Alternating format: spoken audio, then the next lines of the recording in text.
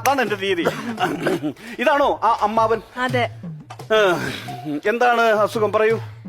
അത് പിന്നെ sugar, pressure, cholesterol, gas, acidity, piles, thyroid, ചുമ, കഫക്കെട്ട്, തിമിരം.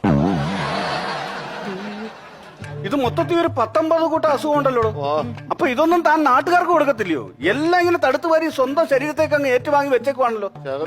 ഡോക്ടർ ഇപ്പൊ ഉള്ള പ്രശ്നം എന്ന് വെച്ചാൽ ഡോക്ടറെ ഒന്നും കഴിക്കുന്നില്ല, ഒന്നും കഴിക്കുന്നില്ല, വിശപ്പില്ല. അതെന്താ ഇത്ര അസുഖങ്ങളില്ലേ? അതെ. അപ്പൊ ബോഡി റിജക്ട് ചെയ്യുന്നതാണ്, ഫുഡ് റിജക്ട് ചെയ്യുന്നത്. അതെ. ഇപ്പൊ ഒരു ദോശ പോലും മുഴുവൻ കഴിക്കാൻ പറ്റുന്നില്ല.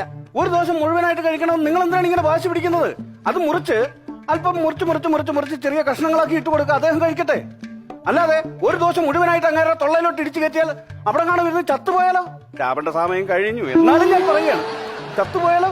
ഒരു ജീവനല്ലേ അങ്ങനെ കൊടുക്കാം. ആ മുറിച്ച് കൊടുക്കണം കേട്ടോ. കണ്ട ഡോക്ടറെ കണ്ട മുഖമൊക്കെ പൊട്ടിയിരിക്കുന്ന എന്താ പറ്റി നോക്കട്ടെ. വീണതാ ബാത്റൂമിൽ. അരിച്ച് മാറിയിട്ടില്ല. എത്ര വയസ്സുണ്ടെന്നാ പറഞ്ഞത്?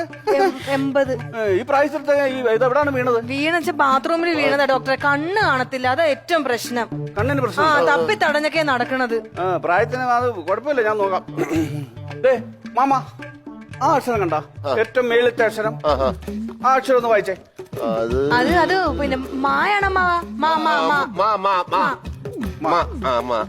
അതിന്റെ അടിയിൽ ഒരക്ഷരം ഉണ്ടല്ലോ, അത് യാണ്.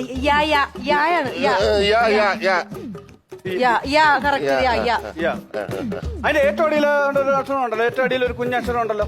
നിങ്ങൾ പറയണ്ട കേട്ടോ, അദ്ദേഹം പറഞ്ഞോളൂ. അദ്ദേഹത്തിനാണ് അസുഖം, അദ്ദേഹം പറയട്ടെ. ഏറ്റവും അടിയിൽ ആ താഴത്തെ അക്ഷരം കാണുന്നുണ്ടോ? ഒന്ന് പറഞ്ഞേ. ഇയാളെന്തോ PSC ടെസ്റ്റ് എഴുതാൻ പോവാണോ ഇങ്ങനെ പറഞ്ഞു കൊടുക്കാൻ?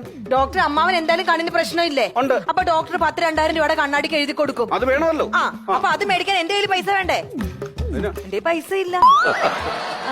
വേറെ എന്തെങ്കിലും കുഴപ്പമുണ്ടോ? അല്ല, അമ്മാവൻ എപ്പോ കുളിക്കാൻ പറ്റും? അല്ല, എനിക്ക് സാറേ ഇനി എന്ന് കുളിക്കാൻ പറ്റും സാറേ? കുളിക്കാനോ? ഞാൻ ഇതിന്റെ ലക്ഷണമൊക്കെ കണ്ടിട്ട് അടുത്ത ഞായറാഴ്ച ഒരു 12:45 കുളിപ്പിക്കാം. ബന്ധുക്കളെയൊക്കെ വിളിക്കേണ്ടി വരും. നല്ല രീതിയിൽ ഞാൻ ഒറ്റയ്ക്ക് കുളിച്ചോളാം. വേണ്ട, അത് നിങ്ങൾ അറിയില്ല, അവർ വന്ന് കുളിപ്പിക്കുകയാണ്. അപ്പൊ എല്ലാരും ഒന്ന് അറിയിച്ചേരെ കുളിപ്പിക്കുന്ന കാര്യം. പിന്നെ അന്നത്തെ ചടങ്ങിന് പിന്നെ കുറച്ച് പ്രത്യേക സാധനങ്ങളൊക്കെ വേണ്ടി വരും. അത് വേണേ ഞാൻ ഒന്ന് എഴുതി തരാം. എന്റെ ഒരു അളിയന്റെ സ്ഥാപനമുണ്ട്. അപ്പൊ അവിടെ 5000 രൂപ തൊട്ട് 25,000 രൂപ വരെയുള്ള ശവപ്പെട്ടികളുണ്ട്. 25,000 രൂപയുടെ ശവപ്പെട്ടിക്ക് എന്താ പ്രത്യേകത? 25,000 രൂപയുടെ ശവപ്പെട്ടിയുടെ പ്രത്യേകത എന്താണെന്ന് വെച്ചാല് അതിനകത്ത് സ്പോഞ്ച് ഉണ്ട്. ഭയങ്കര സുഖമാണ് 25,000 രൂപയുടെ ശവപ്പെട്ടിക്കകത്ത് കിടന്നാല്. പിന്നെ അത് മാത്രമല്ല 2 വർഷത്തെ വാറന്റി ഉണ്ട്. അപ്പം അളിയന്റെ നമ്പർ തരാം, ഒന്ന് കോണ്ടാക്ട് ചെയ്യാം കേട്ടോ. ശരി. ശരി സാറേ. Excuse me.